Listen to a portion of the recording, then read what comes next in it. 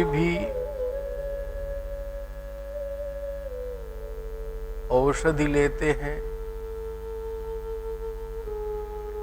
और अपने यहाँ पर कहा गया कि औषधि लाभ करती, अच्छी बात है, लेकिन उसके साथ में पथ्य परहेज, खान पान, सोना जागना, दिनचर्या, वही औषधि परिणामकारी होती है, शरीर को शुद्ध करती है,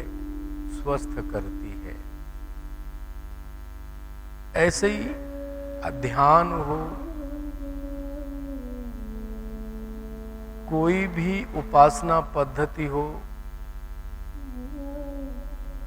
कोई भी साधना पद्धति हो, कोई भी मार्ग अपना हो, सभी मार्गों ने कुछ ना कुछ पथ्य परहेज, नियम हम सबको बना कर दिए हैं। ये श्रेष्ठ महापुरुषों ने अपने अनुभव के आधार पर दिए हैं, अनुभूति के आधार पर दिए हैं, जिस आधार पर जीवन जिए हैं वो, जिन सूत्रों के आधार पर उन्होंने आत्म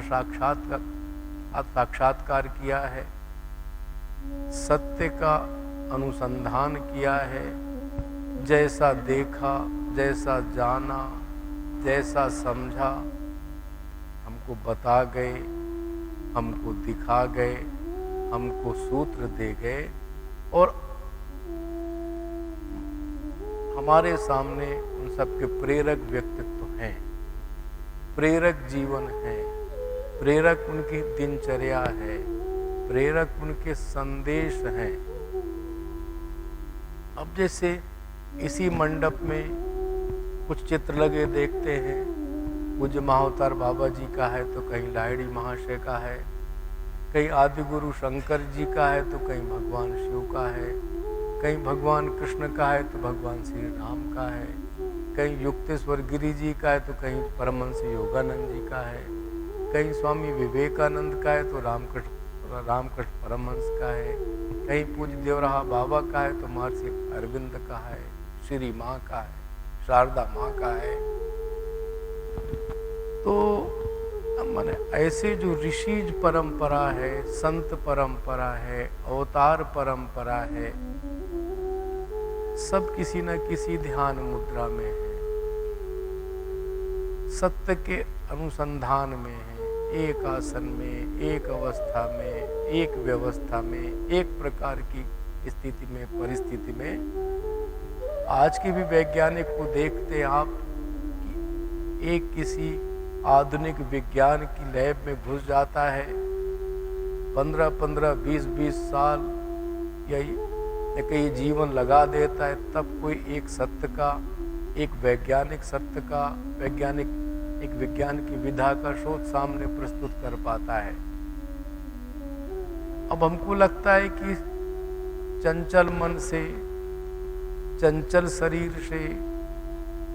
चंचल वाद विवाद करते हुए अनुसंधान पूरा हो जाएगा, हमको तो नहीं लगता। इसलिए एक अवस्था में, एक व्यवस्था में, एक आसन पर,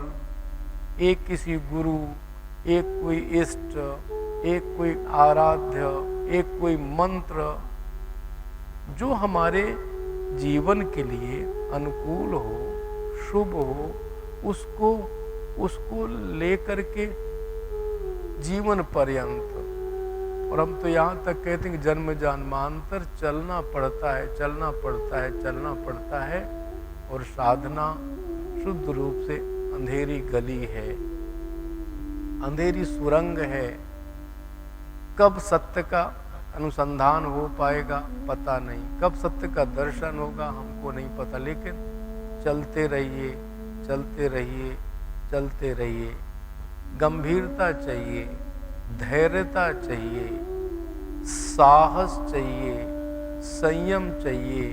एक निष्ठता चाहिए। इसलिए बहुत गंभीरता के साथ, एक जैसे बंदर का उदाहरण कई बार आता है कि आम का बगीचा, बंदर का उत्पात, तोड़ फोड़,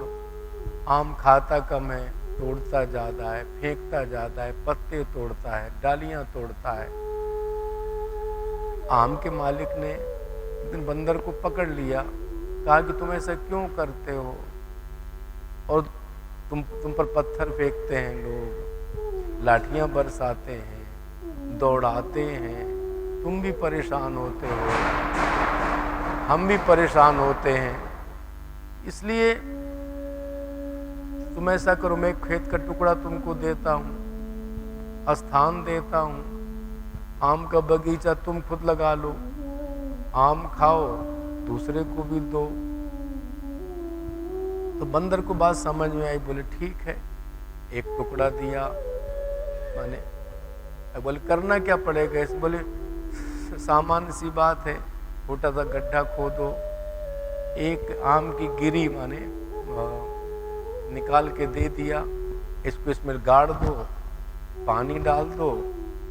अब देखो थोड़ी देर बाद, कुछ दिन बाद इसमें माने आम का पौधा हो जाएगा, आम का वृक्ष बन जाएगा, तुम भी खाना, अपने मित्रों को खिलाना। अब लग गए उसमें, तुरंत एक गड्ढा खोदा गया छोटा सा, आम की गिरी डाल दी गई, ढक दिया, 2 लोटा पानी डाल दिया। बंदर बैठ गया देखने के लिए, 1 घंटा देखा, खोद के देखा भी आम तो नहीं निकला इसमें, खोदा और फिर से ढक दिया, 1 लोटा फिर पानी डाला, 2 घंटा इंतजार किया, फिर खोदा, देखा कि आम तो नहीं निकला इसमें, तीसरी बार फिर किया, 3 घंटा इंतजार किया, अंत में फिर खोद के देखा इसमें आम तो नहीं निकला,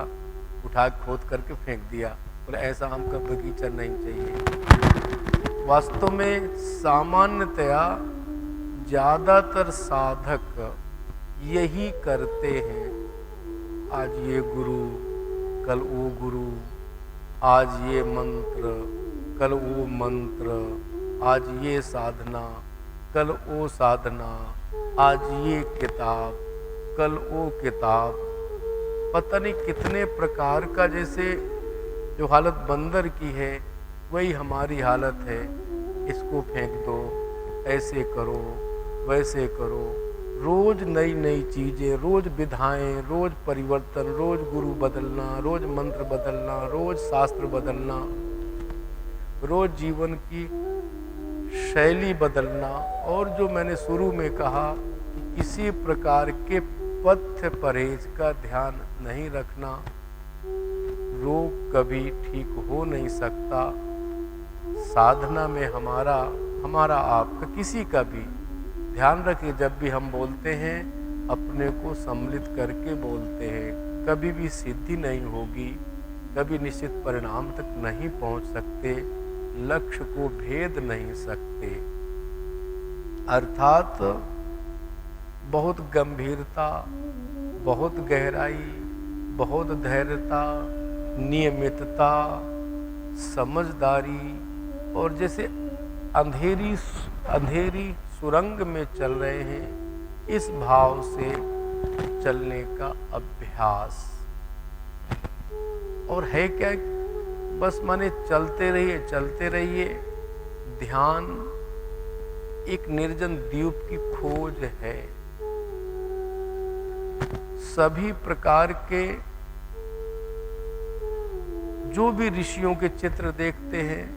ध्यान मुद्रा में क्यों है? इस मंडप में जो चित्र देखते हैं, ध्यान मंडप में, ध्यान मुद्रा में क्यों है? भगवान शिव हैं, भगवान राम है, कृष्ण है, भगवान हनुमान जी हैं, क्यों ध्यान मुद्रा में है? इस बात को जाना जाए, समझा जाए, देखा जाए। हमारी पूरी संत परंपरा ध्यान मुद्रा में है, हमारी पूरी ऋषि परंपरा ध्यान मुद्रा में है, हमारी पूरी अवतार परंपरा ध्यान मुद्रा में है। आखिर हम इस बात को क्यों नहीं स्वीकार कर पा रहे? ध्यान के लिए कुछ समय, ध्यान के लिए कुछ माने अवसर और एक नियमित समय निर्धारित करें। नियमित समय तय करें, नियमित कोई अपनी क्रिया तय करे और नियमित अपना कोई निर्धारित इष्ट तय करें, मंत्र तय करें, अपनी कोई पद्धति तय करें। ध्यान की पद्धति रोज नहीं बदली जाती, इष्ट रोज नहीं बदले जाते, गुरु रोज नहीं बदले जाते। ऐसे सारी चीज़ों पे स्थिरता, गंभीरता, धैर्यता, अचंचलता, एक स्थान पर, एक अवस्था में, एक व्यवस्था में हमको बैठने का अभ्यास ही ध्यान घटित कराएगा। बैठने का अभ्यास तो हो एक अवस्था में, एक व्यवस्था में, एक माने आसन में, एक मंत्र के साथ, एक कोई प्रविधि के साथ, एक टेक्निक के साथ में, तब हमको सिद्धि की ओर या सत्य के अनुसंधान की ओर, सत्य के दर्शन की ओर हम लोग बढ़ पाएंगे। यही निवेदन आप सबसे